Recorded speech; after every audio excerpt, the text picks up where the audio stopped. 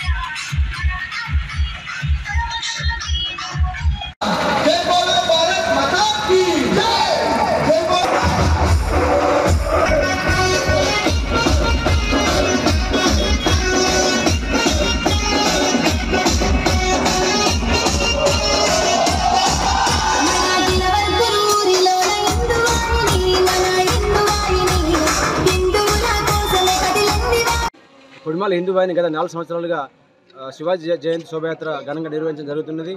ఇది కొడిమాల మండల అందరి హిందూ బంధువుల యొక్క సహకారంతో చేస్తూ జరుగుతున్నది. కేవలం మేము శివాజీ శోభయాత్ర కాకుండా కొడిమాల హిందూ వాహిని మన మండలంలోని ఆలయ పరిరక్షణ, ఆలయ పవిత్రత కోసం కూడా పోరాడడం జరుగుతుంది. ఉదాహరణ తీసుకుంటే మన కొడిమాల మండలంలోని మల్లెల మండలంలోని కొండాడ దేవస్థానం కానీ, మన కొడిమాల మండలంలోని నల్గొండ నరసింహస్వామి దేవస్థానం కానీ, ఈ 2 దేవస్థానాల పరిరక్షణ, పవిత్రత కోసం కూడా మేము అప్పుడప్పుడు కొట్లాడడం జరుగుతున్నది. ఆలయ పవిత్రత కాపాడడం జరుగుతున్నది.